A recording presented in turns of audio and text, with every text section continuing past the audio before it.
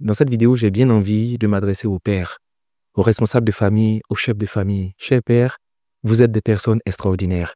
Vous êtes des personnes responsables parce que vous êtes capables de vous sacrifier au quotidien pour apporter à manger, pour payer le loyer, pour permettre à vos enfants d'aller à l'école. Vous faites un gros travail et par moment, le travail n'est pas reconnu à sa hauteur. Donc vraiment, moi, je vous dis félicitations à vous, chers pères. Mais d'un autre côté, j'ai juste envie de vous dire, quand vous faites tous ces efforts, n'oubliez pas le côté émotionnel au niveau de vos enfants. C'est très important, surtout au niveau des filles. Vous savez, les filles sont émotionnellement demandeuses. Elles ont besoin d'être comblées sur le plan émotionnel. Arrêtez de nourrir vos enfants physiquement et de les affamer sur le plan émotionnel. Il faut que les pères d'aujourd'hui soient des personnes un peu plus proches de leurs filles. Parce qu'il y a beaucoup de filles aujourd'hui qui ont une santé mentale, qui est dans un état qui est bizarre. Des filles qui souffrent de dépendance affective, des filles qu'on maltraite dans certains couples, des filles qui sont incapables aujourd'hui de tenir une relation sérieuse, de s'occuper d'un homme, d'avoir un business, d'avoir une activité, de vivre en société, des filles qui sont invivables simplement parce qu'elles ont manqué de présence et d'amour paternel quand elles étaient plus petites. Et elles ont une colère qui sont en elles parce qu'elles en veulent à tous les hommes. Elles sont dans un état de revanche constamment. Elles sont dans une énergie masculine extraordinaire parce que le père n'a pas été présent.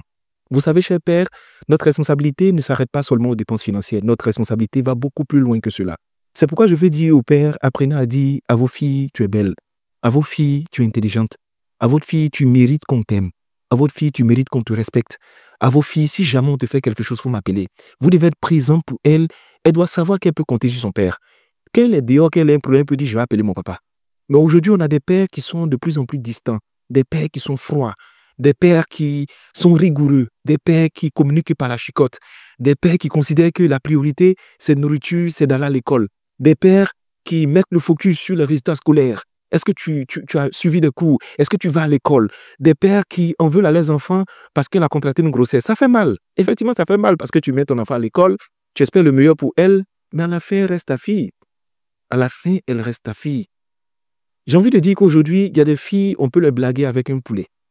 On peut les blaguer avec un je t'aime. Elle n'est pas habituée à entendre ça. Il y a des pères, par exemple, qui prennent leur fille, qui sortent avec elle, qui vont manger, qui vont boire, qui vont discuter ensemble. Pour lui montrer qu'en fait, c'est rien de spécial. Ça, c'est le bas de gamme. Si un homme pense que il a accès à ton corps, ou il doit te parler comme il veut parce qu'il t'a acheté à manger, il faut lui dire que ton père même t'offre ça déjà. Et ça commence depuis le bas âge. Ça permet de pouvoir renforcer la confiance en elle-même, de pouvoir mettre le niveau là-bas à un niveau qui est très élevé. C'est important. Il faut que vous dites des mots qui soient gentils à vos filles pour que ça puisse renforcer leur confiance en elle-même. Mais si vous attendez que les moments où elle est dans une mauvaise posture, où elle n'a pas bien travaillé à l'école, où elle est en difficulté pour l'attaquer, vraiment, c'est pas agréable. J'ai envie de dire, il ne faut pas être totalement permissif. Parce qu'aujourd'hui, on se rend compte que on a tellement laissé le champ ouvert à toutes les filles qu'elles font de leur vie ce qu'elles veulent. Je veux juste dire qu'il faut qu'on soit équilibré. En tant que parent, il faut être équilibré. Quand ça ne va pas, il faut être capable de pouvoir rectifier le tir, recadrer les personnes. Mais en même temps, il ne faut pas oublier aussi d'être là quand ça se passe bien, pour les jours d'anniversaire, pour les faits marquants de sa vie, tu dois être présent. Il faut que papa soit là. Son papa, elle, mais son papa, c'est son héros. Son papa, c'est son modèle d'homme. C'est pourquoi beaucoup de femmes, soit elles prennent un homme qui ressemble à leur père, que ce soit physiquement ou mentalement, ou soit elles prennent carrément l'opposé, qu'elles sont déçues de leur père. Et il y a beaucoup de femmes qui en veulent à leur père. Le père est décédé, mais jusqu'à aujourd'hui, elle est une image de la figure masculine qui est détruite parce que pour elle, tout ce qui est lié au masculin est négatif. Et surtout, quand le père en question, en plus de la maltraiter, maltraitait sa mère, elle voyait sa mère en train de pleurer, c'est quand même compliqué après d'avoir une relation qui est stable. Donc, je veux juste dire au père, vous faites un travail qui est formidable, mais ce côté émotionnel, ne l'oubliez pas. Vos filles, c'est vos princesses, peu importe ce qui s'est passé en vous, peu importe ce qu'elle a fait, vous avez le droit d'être énervé, vous avez le droit de mettre des limites, mais par moments, apprenez à juste être humain, apprenez à rentrer dans les délits, apprenez à vous adapter, à les comprendre.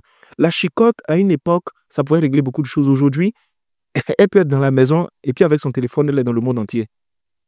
Et plus tu vas mettre des limites, plus tu vas être rigoureux, plus tu vas la battre, souvent tu es en train de fabriquer juste une rebelle qui va s'affranchir de toutes tes règles et puis à un moment, tu ne pourras pas contrôler. Quand tu auras un certain âge, tu vas te rendre compte que toutes ces bagarres, tous ces efforts que tu as fait, ça ne servait à rien.